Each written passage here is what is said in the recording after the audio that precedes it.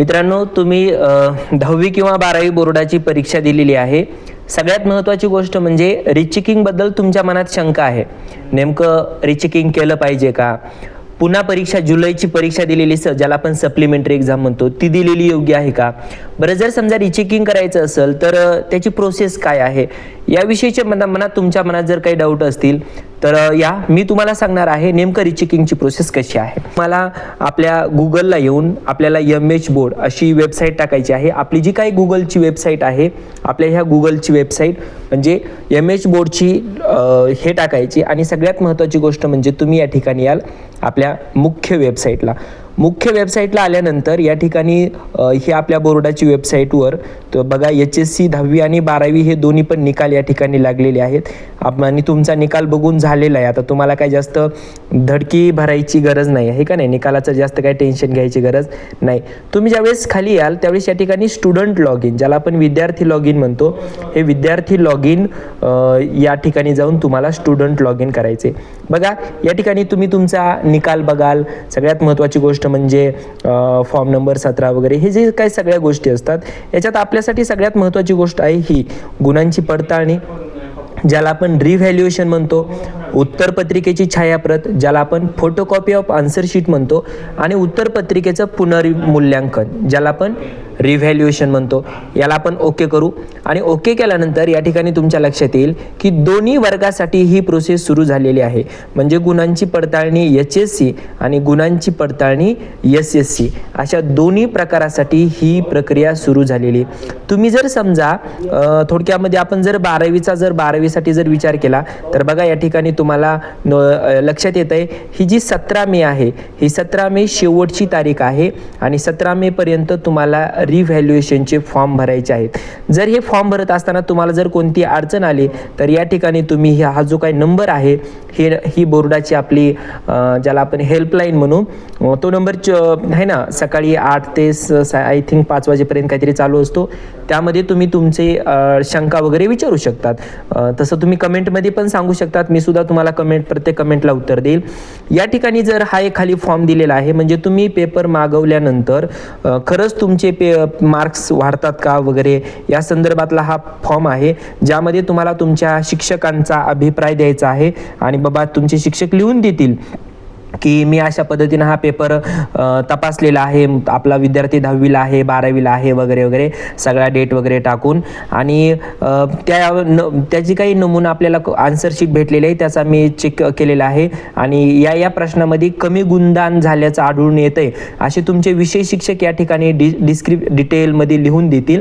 आणि मुख्याध्यापकाच्या सही शिक्क्यासह हे सगळं चेक केलं जाईल. असो, हा तुम्हाला या ठिकाणी हा गुगल म्हणजे हा जो काही डाउनलोड म्हणून दिलेला फॉर्म आहे तो सुद्धा या ठिकाणी हे करायचं आहे. बरं, ही 10वी आणि 12वी बोर्डासाठीची जी काही प्रोसेस आहे ती सारखीच आहे. फक्त लक्षात राहू द्या, 12वीला असाल तर 17 मे ही शेवटची तारीख आहे. बरं, तुम्ही जर 10वीला असाल तर समजा उदाहरणार्थ आपण आलोत या ठिकाणी 10वीच्या याच्यामध्ये आल्यानंतर सगळ्यात महत्त्वाची गोष्ट म्हणजे बघा, या ठिकाणी 10वीच्या जर प्रोसेसचा विचार केला तर ही आहे 23 मे ही शेवटची तारीख आहे. हा मोबाईल नंबर लक्षात ठेवा.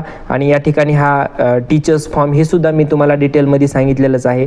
बरं, ज्यावेळेस तुम्ही या ठिकाणी हे सगळं लॉग इन वगैरे करताल तर लॉग इन करण्याआधी सगळ्यात महत्त्वाची गोष्ट म्हणजे तुम्हाला रजिस्ट्रेशन करायचं आहे. बरं, मग हे रजिस्ट्रेशन करण्यासाठी तुम्हाला काय करायचं आहे तर सगळ्यात महत्त्वाची गोष्ट म्हणजे तुम्हाला या ठिकाणी सीट नंबर फिल करायचा आहे. ठीक आहे, सीट नंबर फिल करत असताना तुम्ही तुमचा जो काही सीट नंबर आहे तो सीट नंबरच तुम्हाला या ठिकाणी फिल करायचा आहे. मी या ठिकाणी माझा सीट नंबर फिल करतो. म्हणजे तुम्हाला अकाउंट सेट करत असताना हे का नाही, C0 तुम्ही दुसरा तुमचा मोबाईल नंबर म्हणजे तुमचा जो सीट नंबर आहे तुम्ही तुमचा सीट नंबर टाकायचा आहे. त्यानंतर खाली आईचं नाव विचारलं जाईल, आईचं नाव टाका. आणि आईचं नाव टाकल्यानंतर सबमिट आणि नेक्स्टला जर तुम्ही ओके केलं तर या ठिकाणी तुमच्या लक्षात येईल अशा पद्धतीने एक फॉर्म येईल. ठीक आहे, अशा पद्धतीने आल्यानंतर तुम्हाला या ठिकाणी तुमचा बघा या ठिकाणी व्हेरीफाय मोबाईल नंबर, त्यानंतर व्हेरीफाय ईमेल आय डी आणि क्रिएट अकाउंट, या ठिकाणी तुम्ही तुमचा मोबाईल नंबर टाकायचा आणि मोबाईल नंबर टाकल्यानंतर जो काही OTP येईल तो OTP टाकायचा, ईमेल आय डी टाकायचा, ईमेल आय डी नंतर OTP येईल, OTP टाकायचा आणि या पद्धतीनं तुमचा जो काही नंबर असणार आहे सीट नंबर तो तुमचा सीट नंबर आणि पासवर्ड तुम्ही काय टाकाल तुमच्या मनानं तुम्हाला या ठिकाणी पासवर्ड टाकायचा आहे आणि या ठिकाणी तुमचं अकाउंट क्रिएट करायचं आहे.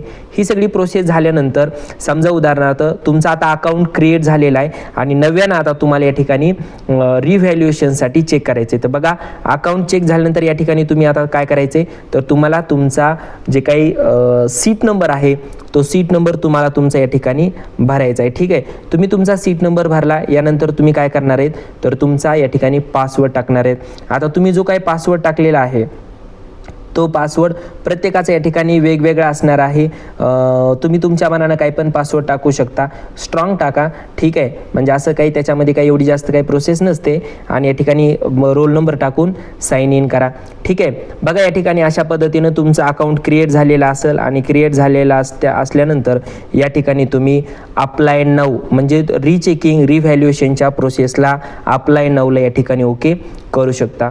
बघा ओके केल्यानंतर या ठिकाणी अशा पद्धतीनं तुमच्या जे काही व्हेरिफिकेशन विदाऊट कॉपी म्हणजे काय तुम्हाला फक्त रिव्हॅल्युएशन बाबा आपले ज्या शिक्षकांना आपला पेपर तपासला आहे त्यामध्ये काही चुकी झालेली आहे का, गुणांची पडताळणी करण्यात काही चुकी झालेली आहे का वगैरे वगैरे आणि त्याच्यासाठी 50 रुपये पर कॉपी आणि व्हेरिफिकेशन विथ फोटोकॉपी म्हणजे तुम्हाला त्याची फोटोकॉपी मिळेल आणि फोटोकॉपी मिळाल्यानंतर या ठिकाणी तुम्हाला माहीत करून घ्यायचं आहे की फोटोकॉपी सुद्धा मागवायची आहे. तुम्ही त्याला ओके करू शकता.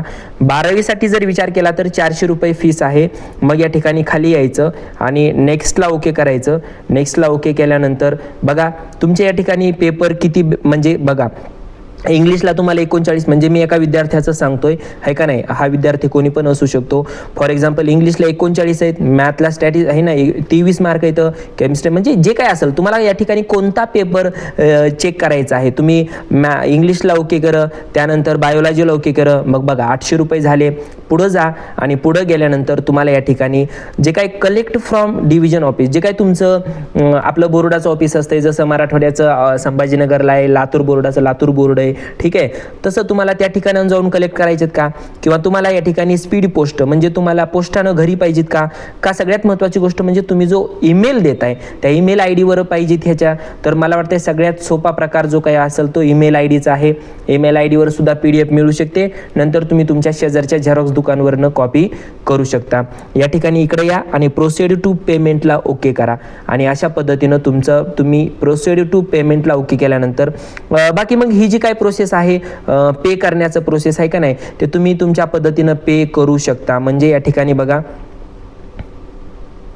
या ठिकाणी तुम्ही प्रोसेसमध्ये जाऊन कशा पद्धतीनं तुम्हाला पे करायचं आहे वगैरे ही अशी पद्धतीनं शेवटची ही प्रोसेस राहते. म्हणजे लक्षात राहू द्या बघा की ह्या प्रोसेसमध्ये असताना सगळ्यात महत्त्वाची गोष्ट म्हणजे आपण 12 तारखेला एक सेशन ठेवत आहोत. ओम सरांचं सेशन आहे 4:15 ज्याच्यामध्ये रिचेकिंग कधी केलं पाहिजे, मार्क्स वाढतील का, कमी कधी होऊ शकतात, रिचेकिंग परवडते का सप्लिमेंटरी एक्झाम दिलेली परवडते, 10वीला असाल तर चान्सेस काय आहेत, 12वीला असाल तर चान्सेस काय आहेत.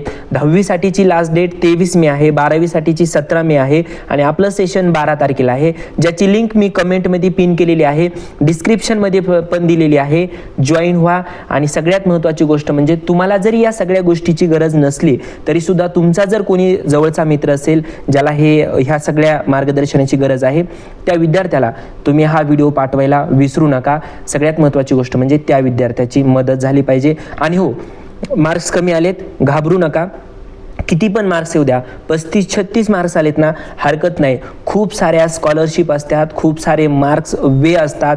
नीट आणि JEE हे दोनच पर्याय आपलं आयुष्य घडवणार नाहीत. खूप सारे मार्ग आहेत. एक मेसेज करा, एक कमेंट करा.